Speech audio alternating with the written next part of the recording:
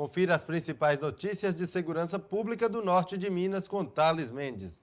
Duas equipes com 46 militares do Corpo de Bombeiros e 39 militares do Exército foram para a Serra do Mel, em Montes Claros, na madrugada desta quinta-feira. O efetivo irá dar continuidade ao combate de incêndio que atinge a região e foram iniciados no domingo. Brigadistas e voluntários também auxiliam nos trabalhos. A estimativa é que 82 hectares tenham sido atingidos, o que equivale a aproximadamente 82 campos de futebol. As causas do incêndio ainda estão sendo apuradas. Nesta quarta-feira houve uma reunião com vários órgãos de segurança pública com o objetivo de traçar estratégias de atuação. Uma das decisões tomadas durante o encontro foi a de acionar o Exército, que foi incluído nos trabalhos de combate.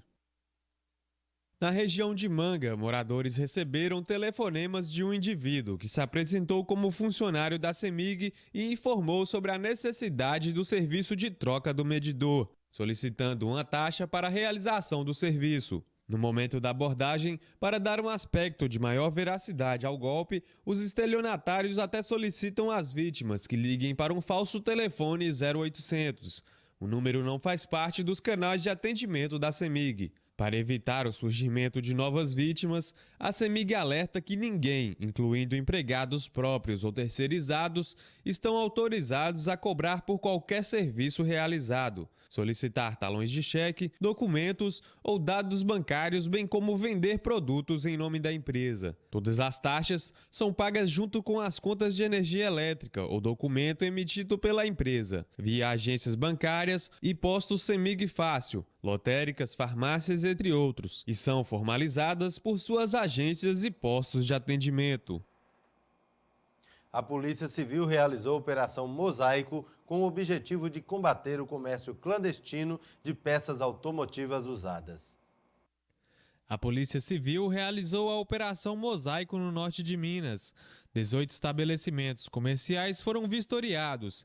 A ação, deflagrada em 140 cidades, tem como objetivo combater o comércio clandestino de peças automotivas. Estabelecimentos em Brasília de Minas, Itacarambi, Janaúba, Jaíba, Januária, Manga, Montalvânia, Monte Azul, Montes Claros, Salinas, Rio Pardo de Minas, São Francisco, São João da Ponte, São João do Paraíso e Itaiobeiras foram vistoriados. A Lei do Desmonte tem como objetivo inibir o furto, roubo e receptação de veículos. Para isso, passou a ser exigida a comprovação de origem das peças vendidas nesses locais. Quando há regularização, cada uma das peças vendidas é etiquetada e passa a fazer parte de um sistema informatizado. Por meio da identificação, as peças são vinculadas aos veículos de origem e à nota fiscal. Para continuarem operando, as empresas de desmontagem, reciclagem e comércio de peças usadas devem ser credenciadas pelo Departamento de Trânsito de Minas Gerais, o DETRAN-MG, comprovando regularidade fiscal, estrutura mínima para a realização dos serviços e descarte controlado de óleos e fluidos. Não foi informado se houve materiais apreendidos ou se estabelecimentos foram fechados. Veja com Amanda Sampaio a previsão do tempo para toda a região sudeste. Como previsto, várias áreas do estado de Minas Gerais registraram baixíssimos níveis de umidade relativa do ar na tarde da última quarta-feira. Eu separei aqui alguns dos menores valores registrados pelo Instituto Nacional de Meteorologia. Na região da Chapada Gaúcha, Unai e São Romão, a umidade relativa do ar chegou a 10% na hora mais quente do dia, 12% de umidade em Montes Claros, 11% em Montalvânia e em Belo Horizonte, a umidade relativa do ar chegou a 13%. Várias outras áreas do Sudeste também tiveram baixos níveis de umidade relativa do ar na tarde da última quarta-feira, mas áreas de instabilidade conseguiram se formar sobre o sul do estado de São Paulo e inclusive choveu. De acordo com dados do CEMADEM, o acumulado de chuva em Iguape chegou a 10,8 milímetros e em Registro choveu 8,4 milímetros.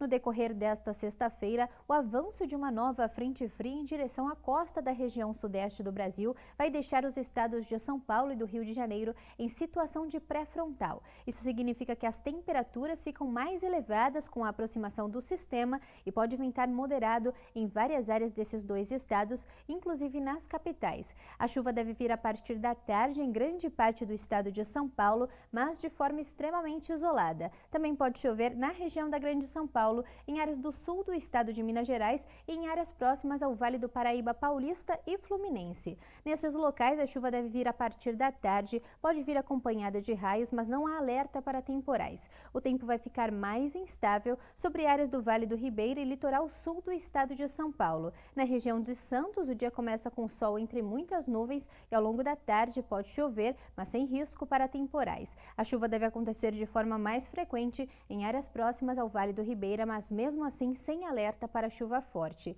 Na região do Grande Rio, dia de sol forte e muito calor à tarde, mas durante o fim da tarde e início da noite, com a aproximação da frente fria, o vento deve mudar de direção e aumenta a nebulosidade na capital fluminense. Nas outras áreas do sudeste, inclusive em Belo Horizonte e também em Vitória, dia de sol forte e muito calor à tarde e não há expectativa de chuva. E olha só, apesar da aproximação dessa frente fria, eu ainda destaco os baixos níveis de umidade relativa do ar, principalmente sobre o Triângulo Mineiro e também na região de Belo Horizonte, onde os níveis podem ficar abaixo dos 20% nas horas mais quentes do dia. Falando das temperaturas, a mínima prevista em São Paulo nesta sexta é de 18, a máxima chega aos 36 graus e no Rio mínima de 20 e máxima de 38 graus.